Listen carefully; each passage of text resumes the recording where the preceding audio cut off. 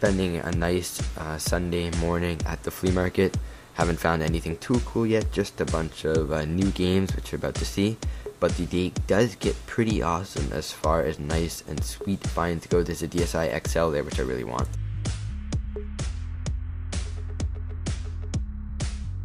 And here are my first finds of the day. Ended up getting for $3 a piece. There were some really nice titles in there that I'm really happy that I picked up. Got Clue Land most notably. So proof that it's good to get to flea markets early, I just snagged $3 games that I don't have yet. Great deal. There's Clue Land in here, which is a fun game. Great finds. So the footage that you're going to be seeing for the next few minutes is from the same seller, and he is, I guess, a reseller. I don't know. He has just a ton of games, some really nice stuff out in back in his pickup truck, some really rare stuff that I really wanted. Here you see it right now. But you know, he knew his prices enough. You know, he wanted enough money for all of these things. That's why they've been there for so long. So although I found a lot of games I really wanted, I just couldn't put the amount he was asking. Nevertheless, it was really cool to just flip through all of those awesome games, finding them out in the wild like that. I guess it's kind of only half out in the wild. Still really cool stuff. As you can see, you got Worms Armageddon over there. You got Super Mario RPG, which I was thinking about picking up. You have Breath of Fire 2, Top Gear 3000. So, you know, some pretty nice stuff. He wanted $20 for that mini Super NES. It didn't come with any hookups or anything, and I already have one. So I decided to pass up on that one. I don't know if it's the best choice, but I just wanted to save my money for anything else that I might possibly find. Here I'm going through some of his more common stuff, and that is all for that place.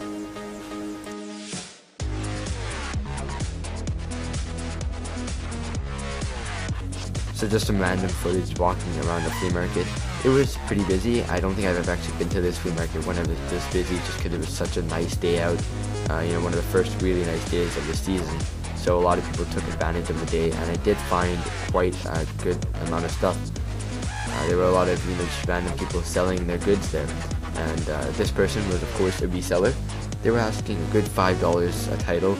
And although I did find a lot of titles in there that I didn't have and that I wanted, like Knight Rider and just a few titles in there that I didn't have, I just wasn't going to pay $5 a piece on them. There wasn't anything that was worth that to me.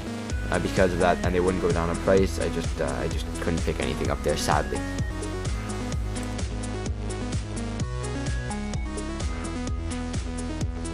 So just continuing to look through their games, the only reason I really did this was because, of course, sometimes you can come across something that they, you know, mispriced, somebody else missed out on, and that's mainly the only reason that I really check out resale places.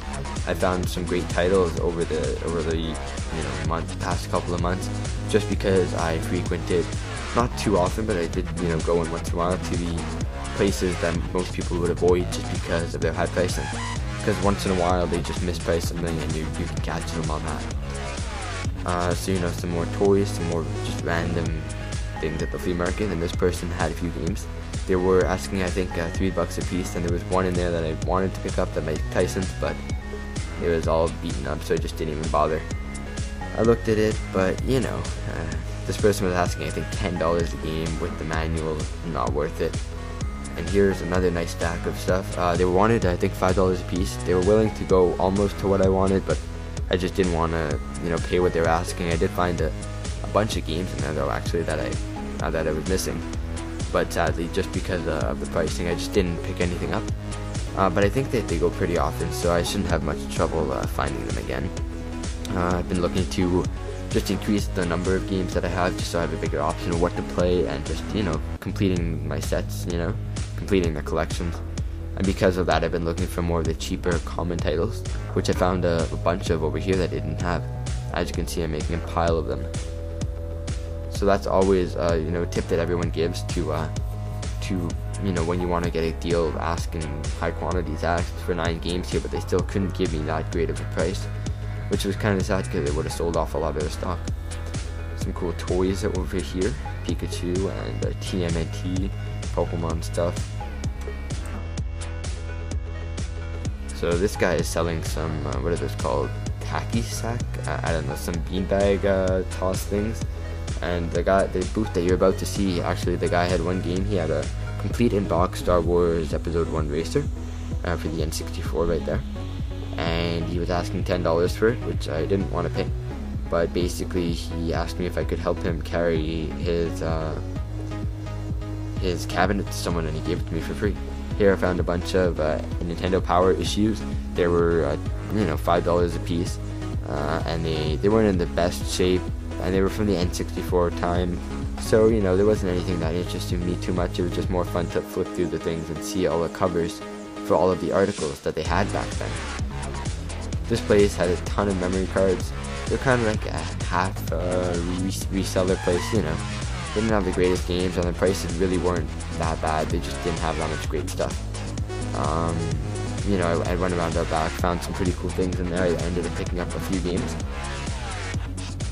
But a lot of these places just kind of let their games sit out in the sun for so long, and it just ruins them. They get all beat up by the sun and by people touching them all the time, and it just makes them look like crap.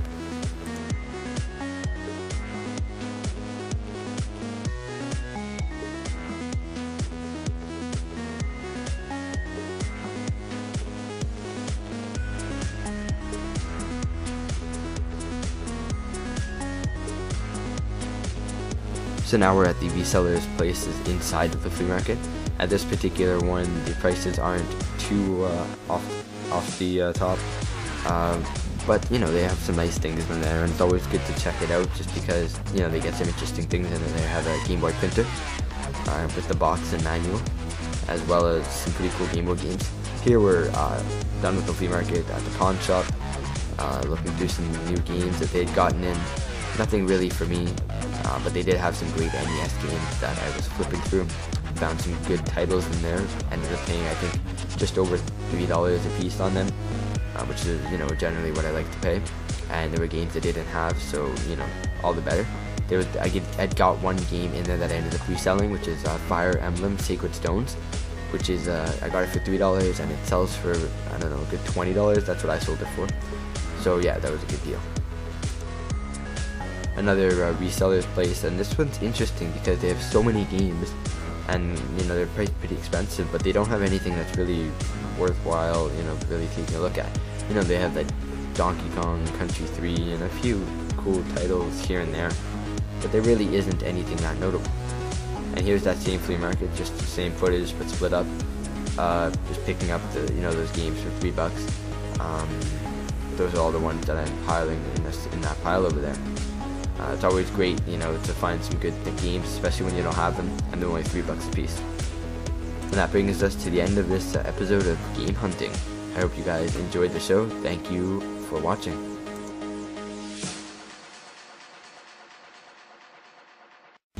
So thank you very much for watching this episode of the Retro Gamer Vlog. You can go ahead and subscribe if you haven't already. You can leave me a comment. You can like this video. Go ahead and follow me at Twitter at Retro Gamer Vlog. You can add me on Facebook as a friend. My name on Facebook is Retro Mike. You can go ahead and click to see the playlist for more pickup videos, or the playlist for more game hunting videos. And so until next time, this has been Mike from the Retro Gamer Vlog. See you.